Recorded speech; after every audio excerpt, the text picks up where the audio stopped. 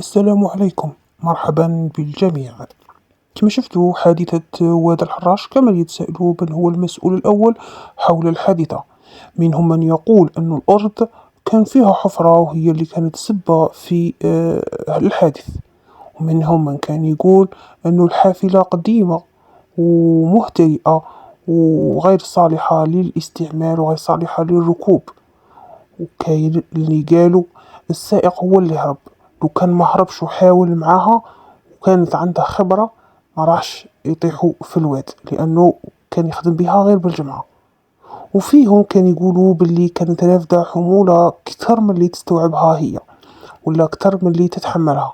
45 شخص ما هيوش يعني عدد قليل. الآن محكمة الدار البيضاء تخرج تفاصيل جديدة نقرأوها مع بعض. محكمة الدار البيضاء ندوة صحفية حول حادث سقوط حافلة بواد الحراش. محكمة الدار البيضاء: الشرطة القضائية قامت بإجراء تحقيق ابتدائي تحت إشراف النيابة. الحافلة كان على متنها 45 راكبا، وهو رقم يفوق بكثير قدرة استيعابها. الخبرة توصلت أن السبب المباشر للحادث هو توقف نظام التوجيه. محكمة الدار البيضاء: الفحص الميكانيكي بين نقص صيانة الحافلة ومنظومة التوجيه بها عدة أعطال. محكمة الدار البيضاء: الفحص الميكانيكي بين منظومة الفرملة ضعيفة وفرامل اليد معطلة تماما. محكمة الدار البيضاء: محضر المراقبة التقنية لم تسجل به أي ملاحظة وأعطال بالحافلة. المتهمون في حادث سقوط الحافلة بواد الحراش هم سائق الحافلة وقابض التذاكر والمراقب التقني للمركبات ومالك الحافلة.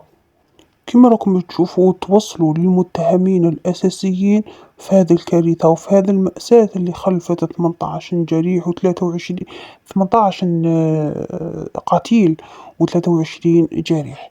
توصلوا للسائق اللي كان يركبها، وكما صرح أنه كان يركبها من الجمعة فقط، كان يساعد نفسه ويساعد روحه في الشهرية، لأن الشهرية تاعو كانت قليلة بزاف مقارنة يعني بالمعيشة اللي غالية. قال أنا إنسان قليل ونخدم يعني في عون نظافة وشهريتها قليلة، كان بغى يساعد نفسه. دا على صاحب الحافلة الأصلي للمركبة ويخدم بها غير بالجمعة. وكما على بالكم باللي رمى روحو من الحافلة قبل ما تطيح الحافلة ب7 مرات.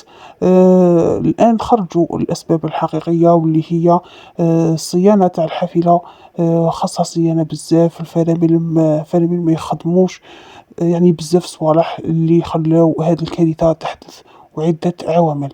الطريق ما عندها حتى دخل، لأن المنطقة اللي سقطت منها الحافلة ما فيهاش حفر. الحفر اللي كانوا يصوروا فيها ويبارطاجوها عبر مواقع التواصل الاجتماعي موجودة قبل الجسر.